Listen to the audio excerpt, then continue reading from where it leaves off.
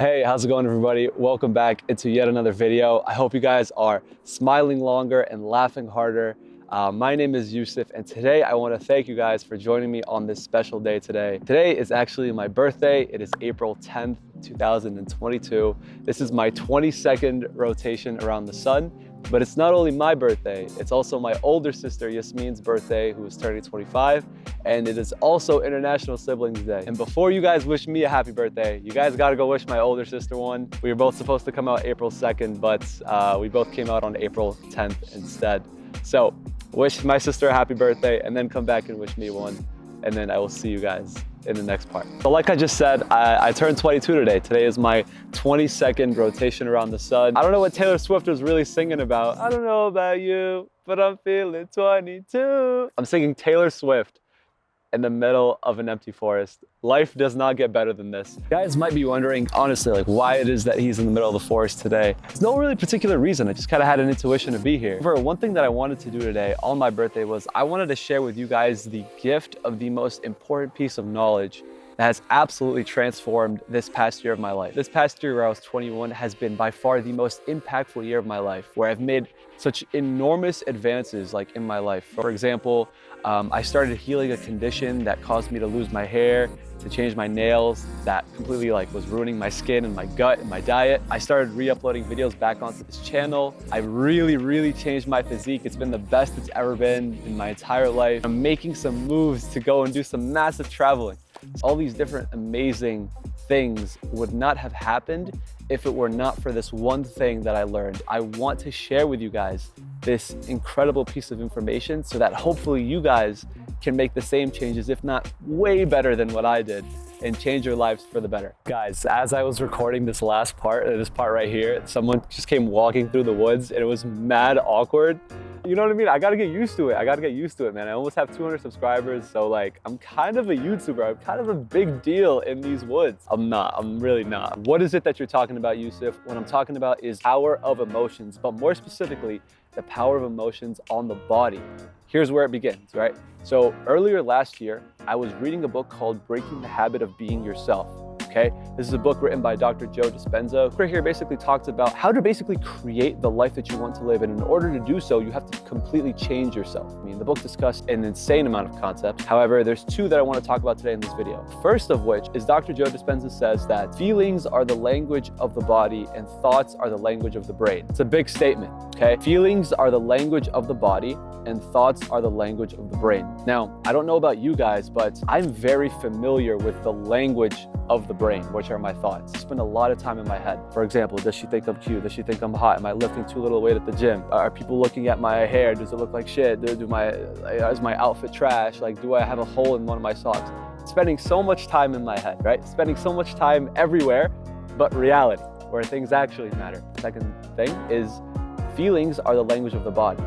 When a certain situation happens, I experience a certain situation in life and a particular emotion is elicited and a particular emotion is felt, I myself am not fluent in the language of my body. I don't know how to properly understand my feelings, or at least I didn't know how to properly understand my feelings. Whenever a particular emotion like sadness, anger, fear, frustration, despair, disappointment would come up within me, I would ignore it, or I would try and do something else to take my mind away from that emotion. This concept was absolutely incredible because it really opened my mind to the fact that your feelings and your emotions are not something to just be ignored, but rather there's something to be accepted and expressed. Let's stay on this concept of emotions here, okay? Because emotions are extremely important. Dr. Joseph Dispenza also says in this book that we as human beings are beings of energy. Energy is legitimately every single place around us. If you look on the microscopic level, it's a form of energy. For example, the food that we eat, the music that we consume, and ultimately, right, the emotions that we express or that we usually don't express. There's a picture that I get in my mind whenever I listen to this and I hear this concept. I picture the human being almost kind of like that spiritual picture where the human being is just his arms and legs are all spread out. But I picture this flow of energy, right, that's constantly circulating throughout us. The experiences that we live in life can either strengthen this flow of energy or they can inhibit it, right? They could stop this flow of energy. So let's take an example, right? Right now, the sun is absolutely beautiful. It's shining right in my face. It's basically making out with me, right? And I will 100% make out with you, but you just gotta give me a moment. my energy is extremely high right now because I love being in the sun. So this energy within me, right, this flow of energy is flowing faster because I'm very happy right now. However, let's say I was to walk away from the sun, right? And then somebody was to look at me and say, hey, you look like shit. Your hair looks like shit. You know what I mean? You're wearing dirty Converses, where he's completely not wrong. I mean, I've been in the forest. I go through that experience, right? Now I have a choice. I have the choice to control my reaction to that encounter, right? I can either like get him back, or I can just choose to be the bigger person. One thing I don't have a choice in is the fact that my body, right, because I'm a being of energy, is going to elicit some sort of emotional reaction to that. It could be anger, it could be frustration, it could be sadness, it could be humiliation, right? My body, regardless, is going to elicit, is going to create an emotional response to what he said, regardless of whether or not if I act on that person's comments. Now, what's important is that whenever you experience something that doesn't strengthen your flow of energy, it can inhibit your flow of energy.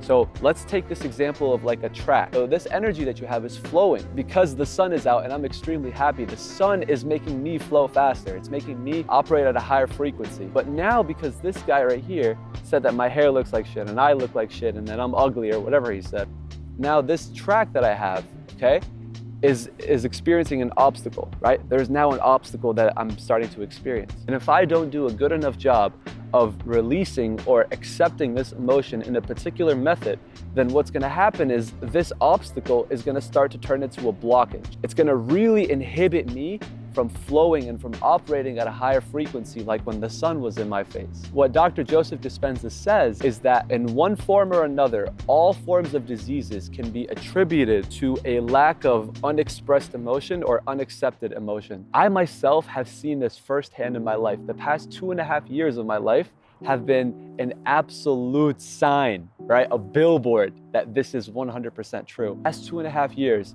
I've been fighting a condition where my hair has been falling out, my hair texture has changed completely, my hair color has changed completely, my nails have changed to a whitish tone, my skin is completely like off the walls. It's not how it used to be. My gut is not what it used to be as well. Like 90% of the foods that I would eat would completely make me flare up, and that's something that never happened in my life. And when I think back to when this entire thing started, it was 2.5 years ago, the start of COVID, and I was in the most hyper-stressed period of my life, where I had lost my job, COVID just started, I was having family problems, and I was extremely angry. It's a situation that literally did not make me speak to a single soul for 4 straight days. And the only thing I remember about those times was how I literally was so angry that I was vibrating with anger. I see now that all of these different things that my body was doing were ways that my body was coping with this emotion, with these emotions that I did not know how to express,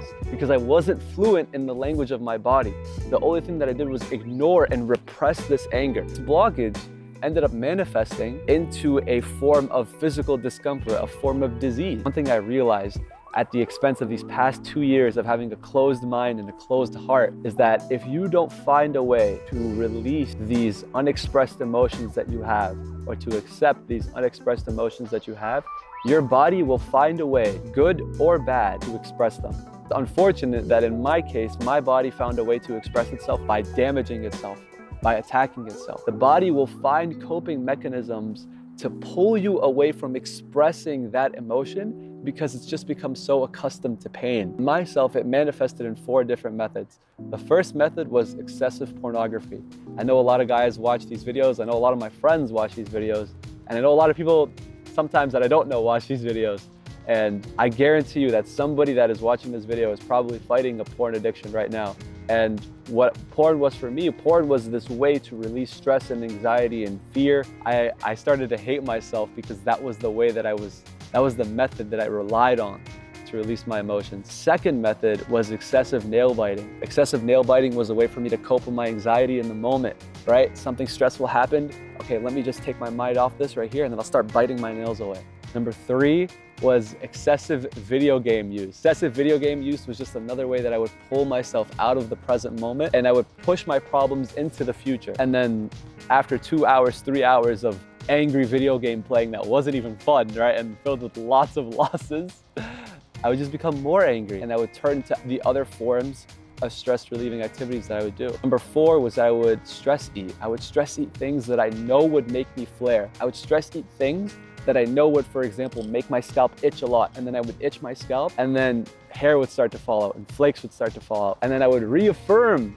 this pain and this anger and this resentment that I had, but I wouldn't express it. I wouldn't accept it. And then this blockage that I had within my heart just kept getting deeper and deeper and deeper and deeper. Finally, now I've recognized that there are certain ways, there are certain methods that you can use to really pull yourself out of that hole, to remove this blockage and to express the emotions and to accept the emotions that you should be feeling, that you 100% should be feeling. You might be asking themselves right now, why is this important? Why is this important? Well, number 1, this is very important if you're a guy, and if you're a girl, obviously too. Our society teaches us that we should not be in tune with our emotions. We should be neglecting of our emotions, that if you show emotions, you're a pussy, you're a bitch. And I'm here to say that that is complete cap, that is complete false. And the reverse is probably true. And you're the one who's actually being a bitch. You're the one that's being a pussy because you're too scared to face yourself, to face your emotions. This is also important because for myself, I want to live a life that's whole and that's healthy and that's free. I want to live with my heart that's open. The saddest part about this entire thing is that